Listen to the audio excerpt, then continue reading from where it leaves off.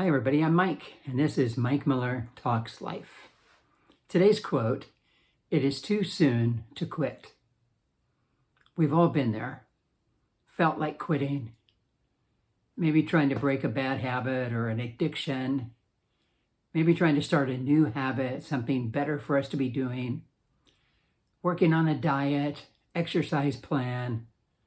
Maybe it's a job, or maybe it's a relationship. Our marriage is just gone so bad and we can't seem to make progress, and you're just kind of thinking, I don't think we can do it. Sometimes it's a relationship with our adult children. Things have gotten kind of tense over the years for some reason, or differences have loomed up, and you're thinking, maybe I should just back off, but you don't want to do that. Maybe you've been trying to start your own business, or maybe it's just your faith in God, and you've sort of hit a crisis, and you're having a faith crisis, and you're really thinking, I'm thinking I'm not going to keep doing this. We get to this point where we just want to back up and walk away. It's too hard. I'm not getting anywhere. So tired of trying again. It could actually be time to stop. Maybe it's time to make a change. Maybe you're too old at 50 to be playing adult soccer. It's just, you have aches and pains, and maybe it's time to stop. Maybe you don't have the same passion you once had for something. Like you were all fired up when you decided to read War and Peace during our pandemic lockdown. And it's not that fun. It's not an exciting read. It's a lot of work. And sometimes things like this, it's okay to stop. It doesn't matter. I'm going to give it a try. You gave it a try. It's not working out. And it's not like a major thing, but some things are real different. They are more important to you. And even thinking about quitting is having a negative effect on you, because deep down, you don't really want to quit. You don't want to give up on it. So before you actually pull the trigger and quit, maybe it's time to think about a few things. Like, why did you start this? Why did you start believing in God? What drew you to Him? What brought you and your spouse together? Why did you choose to go back to school to try to finish that degree that you stopped before you were done? Asking ourselves why is really important, because it can help you get to what's motivating you. You need a few good whys in your head to keep you in the game. They're important. They help you not quit. It could be a dream. It could be anything, but I'm doing this because. For faith people, often, many of my friends who are in the pastorate or other ministry occupations, they have this why, and we all had it, and we refer to it as God called us, and it's big, and so that would keep us going because of that calling. And that was a strong factor in my life as I served in the pastorate. So what got you into it? I think another question is, do you really think it's time to actually quit? Anything worthwhile is never easy. The worthwhile stuff requires a lot from us: discipline, sacrifice, courage, effort. And just because something's hard, it's not a reason to quit. It's important. It's worthwhile. It matters. So it's worth the effort. I think doing hard things is good for us, builds character, makes us strong people. So maybe it's not time to quit. Maybe it's just time to adjust, to take maybe a different approach, or just take a break to refuel and refresh, not quit. When you look in the mirror, what do you want to see? Do you want to look at a person who quit? Or do you want to look at a person who crashed through a quitting point? I think this, I just feel we feel better about ourselves when we finish, when we do the best we can and we finished it. If you've gone back to school, I know many people who when they're older, the kids are grown and gone and they go back to school, and many of them have said that was the proudest moment to walk across that stage and receive that diploma after all this time. They've thought about it, dreamed about it, and it had a big effect on them. I mean, it didn't really open up a door to a new career or anything, and some did, but it was just something that had not been done, and they didn't want to let themselves off the hook. They wanted to finish it.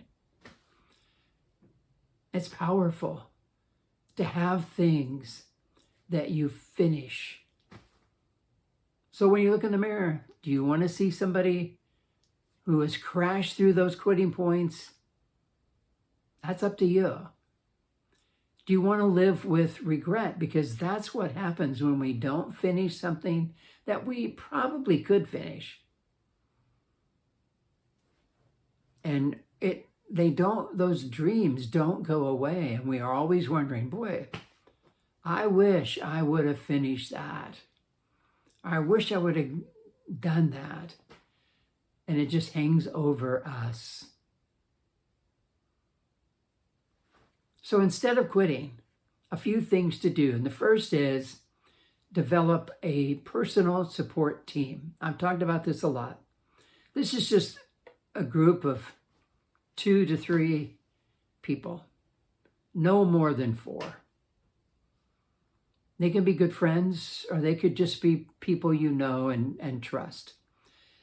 And they provide support and encouragement and help give clarity about your life choices, and you do the same with them. I believe this is essential. I mean, it feels like it wouldn't if you don't have it, but once you have it, it means a lot. I still have a few people in my life that I can call and talk to about what's happening with me, and they can instantly begin to give clarity of what to do. Encouragement, support, and I can do the same with them.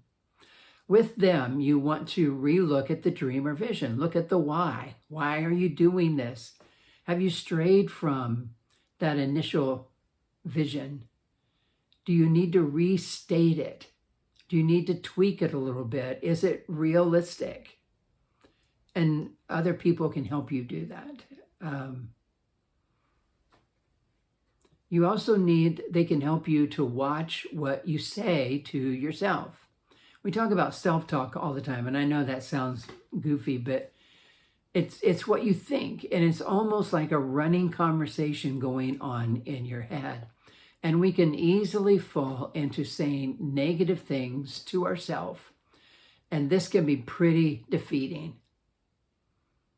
And we keep sending ourselves the I quit messages, and we're just paving the way to actually quit.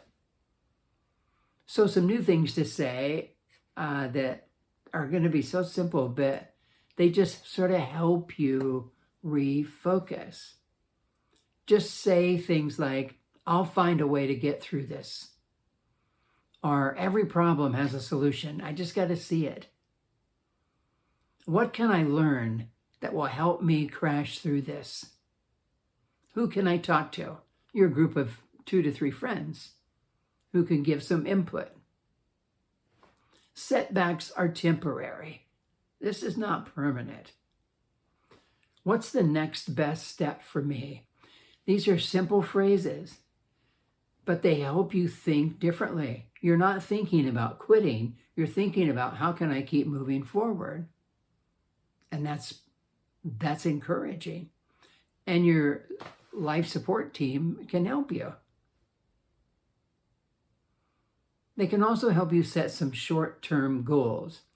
You may have the big vision, but you need some short-term goals that will move you there.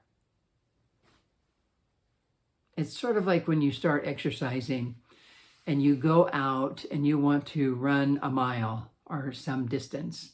If you haven't been doing that, that is a long way. And so you want some short-term things to help you get back into running like that and not just take off. Mile may not be that much, but you need short-term goals to get you there. That's what I'm saying. It's interesting, and I know it's annoying, but many times we are on the verge of an actual breakthrough, and we just stop too soon. It's like the goal is just around the corner, but we are so overtaken with feelings of discouragement and frustration that we can't see that far ahead around the corner. Or many people are left with one class and their final project or paper, and they have their degree, and they're just so tired and discouraged that they can't muster what it takes to do that, and they're so close. One class. I read a story about this guy named Darby and his uncle, and they had worked hard and in a gold mine. They bought this equipment and they went to this place and began to work to dig for gold, and they found a vein of gold. But it ran out pretty quick. But they were pretty fired up, and so they just kept digging and digging in that same area. And after a while, they thought, man, I guess that was it. And they kept digging, and finally they were just so frustrated, and they gave up. They sold their equipment to a man who bought and sold junk, and he gave them $300 for everything they had, and they walked away planning to try something else. The junk dealer called a mining engineer just to take a look at where these men were working. And he did a few checks and whatever mining engineers look at and do. And he discovered that, he said, there is another vein of gold, a larger vein, and it's just 3 feet further from where they were working. 3 feet. And obviously you can't see because they're digging and stuff, but 3 feet. I mean, I don't know how long it took them to dig 3 feet, but the junk man became a millionaire. Darby ended up making a fortune in an insurance business, but one of the lessons he learned is don't quit. 3 feet. More times than not, when we feel like quitting, it's more of a time that we should just be regrouping, refreshing, refocusing, so that we can keep at it a little bit longer.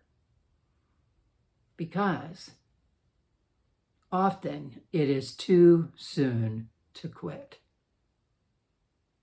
Hey, thanks so much for listening. I hope this little talk is encouraging. Made you think a little bit if you're on the verge of quitting and something major, and just don't Try to keep going if you can. Take a break, refresh, refocus, but try to hang in there. Maybe it's something you want to share with a friend, and that's always okay. And until next time, I hope you have a good week. Thanks for listening.